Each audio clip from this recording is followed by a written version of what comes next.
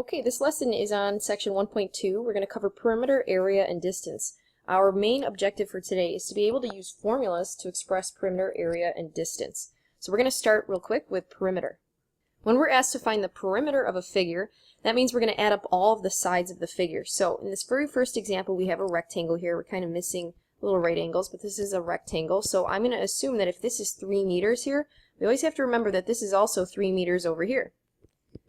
And if the right side is 2 meters, then the left side here is 2 meters as well. So if we add all of these up together, so the perimeter is equal to 3 plus 2 plus 3 plus 2. So our perimeter of this rectangle is 10, and we don't want to forget our units, so make sure we write that as 10 meters. So the perimeter here is 10 meters. So what we want to see is you actually writing out this step as well as what the total perimeter is. I know sometimes it gets a little tedious, but please make sure that you're showing that work. Alright, in our second example, we have a right triangle here. I'm just going to add a little right angle. To find the perimeter here, again, we're going to add up all the sides, so let's show the work. We're going to add 3 plus 4 plus 5. So we get a total perimeter of 12, and we're going to remember our units, so 12 centimeters. So here's my final answer for the perimeter of that triangle. Alright, now in our next example, we're asked to write an expression for the perimeter of the triangle. So what we're going to do, again, is write out the full perimeter of this figure. Now notice that we have variables here for each of these sides. That's okay. We are going to add 6x plus 2x plus 4x. That would represent the perimeter of this particular triangle. Okay, so now we're actually going to find the perimeter. Here it says find the perimeter if x is equal to 4. So we're going to take that expression that we just found above, and we're going to go ahead and we're going to plug in that 4 everywhere we see the x. Okay, so we're evaluating basically when x is equal to 4. So now we're kind of putting a couple of the skills that we learned yesterday together now with the idea of perimeter. So we've got perimeter is equal to 6 times 4, so I'm just plugging it in right into that first guy here, plus 2 times 4. Okay, again, plugging it right in for that x here, plus 4 times 4.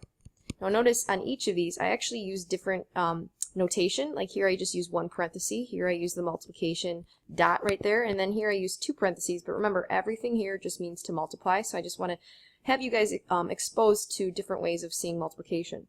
So here we get perimeter is equal to 24 plus 8 plus 16, so that should give us a total of, let's see, 48. Now in this particular example, there are no units, so we're just going to leave it as perimeter is equal to 48. Alright, so next we're actually going to find the area of a rectangle. So we're going to come up with the formula for this. So when we ask you to find area, that's actually the inside of the figure. Okay, so let me go back. We didn't really write this in, but for the perimeter, that's the outside of the figure. So for perimeter, you add up all the outside parts. For the area, we're trying to find how much is on the inside of the figure. So for a rectangle, we have 2 parts. We have the base, we have the height here. And sometimes you can also see that referred to as length times width. But for the area, I'm going to use area and represent that with an A. So area is equal to the base times the height. And for this, I'm going to use B and H to represent that, so the base times the height. So again, you might have seen length times width. That works also, L and W.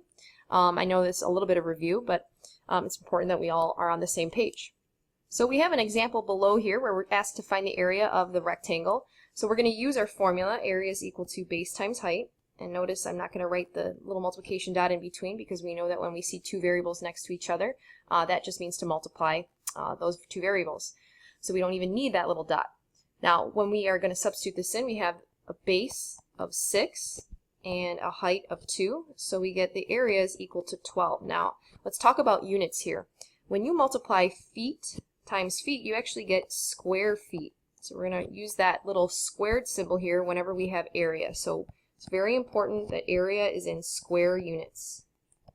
So you're just going to attach that little exponent here, that 2, whenever you write the unit in for finding the area of a figure.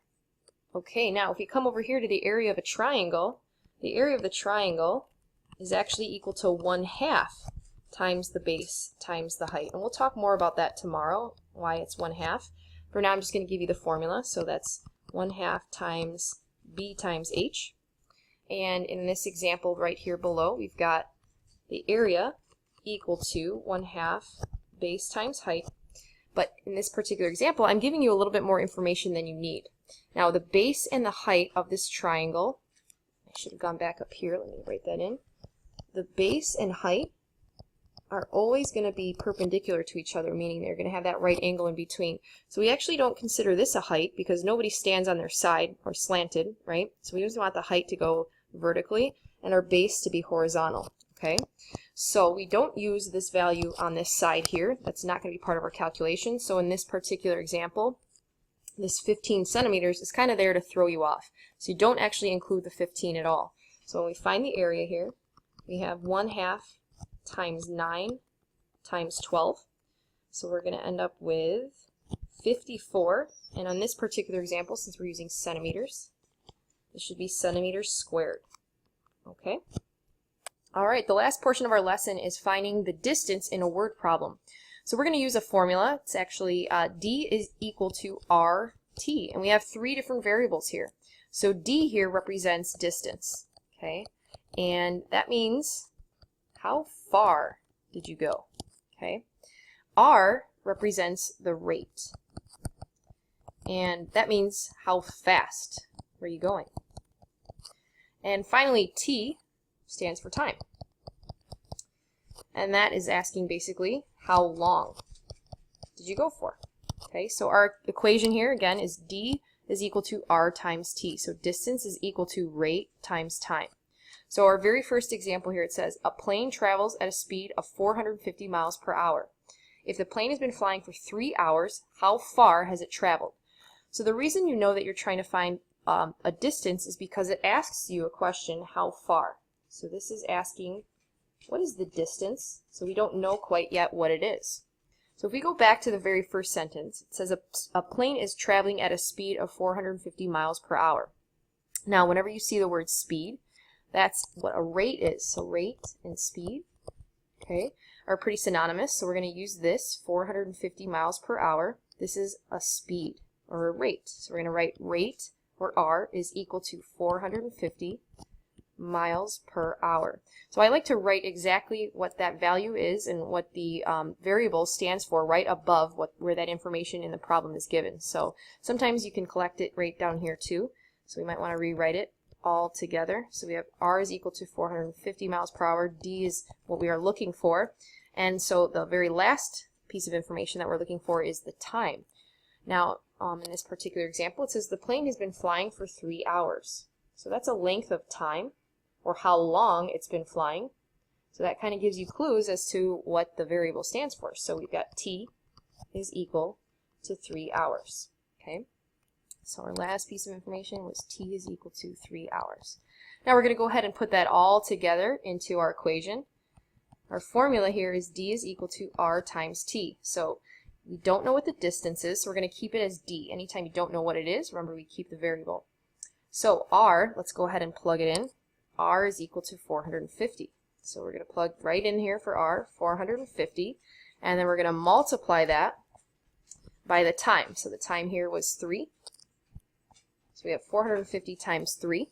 So we get 1,350. Now in this particular case, our units are going to be the distance that we went. So if you look back here at our rate, it was miles per hour. So we actually went 1,350 miles.